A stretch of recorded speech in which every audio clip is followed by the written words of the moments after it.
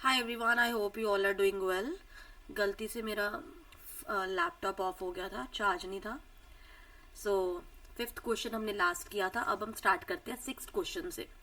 So as you know, ये 12th standard के मैं सारे आपको चैप्टर वाइज प्रेपरेशन करवा रही हूँ and with a very minimal cost of 299, that is at paid batch. Paid batch में आपको सारी वीडियोस मिल जाएंगी सीरियल ऑर्डर में with PDFs of course. So let get started without wasting any time. अब हमने पहले समझा जी डेट इक्विटी रेशियो क्या होता है। अब देखो जी प्रोप्राइटरी रेशियो क्या है, ठीक है। सो प्रोप्राइटरी रेशियो, प्रोप्राइटर क्या होता है, ऑनर, है ना। सो प्रोप्राइटरी रेटर में भी जो हमने पिछले क्वेश्चन में जो डेट इक्विटी था, उसका जो इक्विटी था वो यहाँ पर प्रोप्राइटरी रेशियो में डेट इक्विटी में डेट अपॉन इक्विटी था ना, एक तरीके का, है ना। Long term debt upon share holders fund, यहाँ पर ये देखो ना, long term debt upon share holder. अब ये जो शेयर होल्डर्स फंड है प्रोप्राइटरी रेशियो में, ये शेयर होल्डर ऊपर आ जाएंगे। क्यों? नाम ही है प्रोप्राइटर।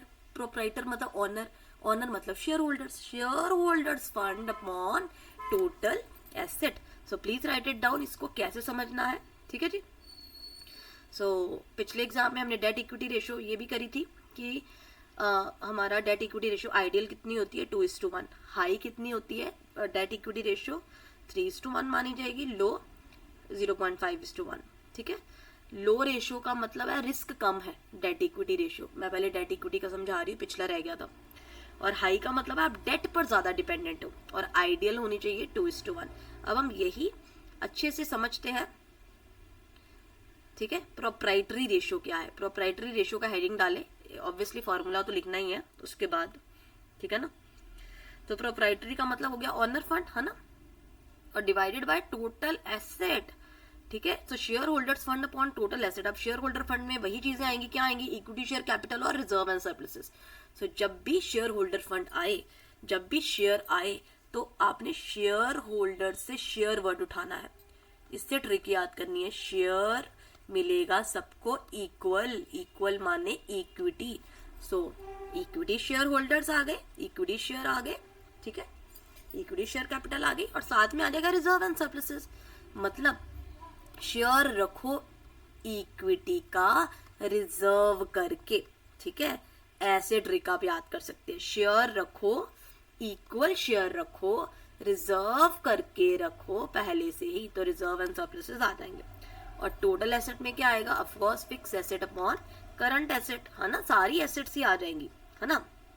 अब जो होती है, अब देखो जी प्रोप्राइटर जो रेशियो होती है ना, इसमें कोई भी आइडियल रेशियो नहीं मतलब गिवन होती। जैसे डेट इक्विटी में तो है ना 2:1 हमारी आइडियल रेशियो है, इसमें ऐसा कुछ नहीं है ना। सो इसमें बेसिकली हाई प्रोप्राइटरी रेशियो अगर आपकी आती है तो इट मीन्स आपका स्ट्रॉन्ग फाइनेंशियल पोजीशन है, आप आउटसाइडर्स पर लेस डिपेंडेंट हो, ठीक है। और लो प्रोप्राइटरी रेशियो का मतलब है आप बोरोड फंड, डेट फंड से बहुत ज्यादा मतलब डिपेंडेंट हो उन पर, ठीक है जी। सो लो प्रोप्राइटरी रेशियो में आप साथ में रिस्की है, क्रेडिटर्स के लिए बहुत ज्यादा रिस्की है, ठीक है जी। So I hope that is clear to you. So proprietary ratio और डेट इक्विटी रेशियो में एग्जाम का ये फेवरेट क्वेश्चन बन जाता है बहुत बार, तो आपको पता होना चाहिए।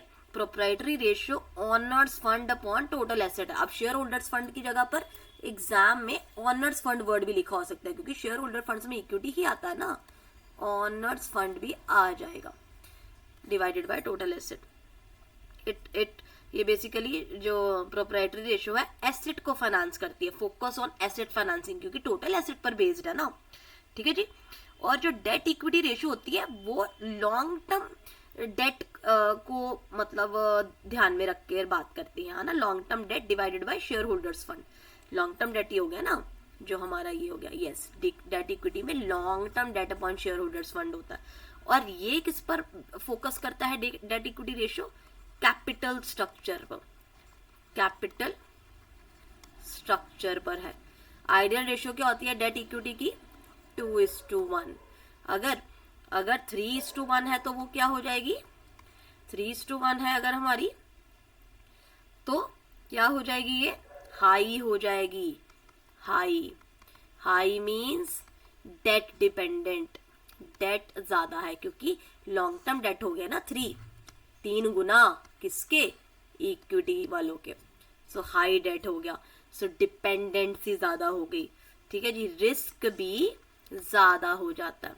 और अगर 0.5:1 हो गया तो ये लो रेशियो मानी जाएगी, इसमें लेस रिस्क कंसीडर करेंगे। पेपर में आ सकता है if the ratio is this, तो इससे क्या इंटरप्रिटेशन निकलती है ना। सो और ये हमारे लिए किसमें हेल्प करता है ज्यादातर, date equity ratio, capital structure की डेट कितना होना चाहिए, इक्विटी कितना होना चाहिए, कैपिटल स्ट्रक्चर जो हम फाइनेंशियल मैनेजमेंट में चैप्टर करते हैं उसमें आप समझेंगे। सो कैपिटल स्ट्रक्चर में स्ट्रक्चर करने के लिए कंपनीज की कि डेट कितना रखो इस कंपनी में, इक्विटी कितना हो, उसमें हेल्प करता है। So debt equity ratio helps in structuring the capital, helps in capital structure, ठीक है जी, structuring the capital structure of the companies. Okay, I hope now that is clear to all of you. So and यहाँ पर हम proprietary ratio की बात करें तो ये भी आपको क्लियर हो गया है। proprietary ratio में हम क्या कहते हैं, हाई proprietary ratio अच्छी होती है, यहाँ पर हाई अच्छी होती है क्योंकि शेयर होल्डर्स का फंड हाई होगा ना, इसका मतलब हम आउटसाइडर्स पर लेस डिपेंडेंट है। ओके, इसका कोई आइडियल रेशियो नहीं होता, बट पेपर में आ सकता है क्या हायर बेटर होती है कि लोअर बेटर होती है, तो आपने बोलना higher the better proprietary ratio में, क्योंकि 3 मार्क्स में भी आपको क्वेश्चन आ सकता है, तो उसमें आप ये वर्डिंग लिखेंगे कि हायर द बेटर होता है, इसमें कोई आइडियल रेशियो नहीं होती है ना। सो मैंने आपको इसका वो भी करवा दिया है, आपको डिफरेंस भी करवा दिया प्रोप्राइटरी रेशियो और डेट इक्विटी का, इनमें आपस में डिफरेंस भी पेपर में आ सकता है। इनमें आपको कैपिटल स्ट्रक्चर के लिए कौन सी रेशियो में कैपिटल स्ट्रक्चर में कौन सी रेशियो यूज होती है, तो वो डेट इक्विटी आएगा, ये भी आपको एग्जाम में आ सकता है ना। सो इन दोनों का डिफरेंस इस क्वेश्चन के थ्रू समझा है हमने। नेक्स्ट लेक्चर वीडियो में हम और एमसीक्यूज और रेशियोज पर डिस्कशन करेंगे।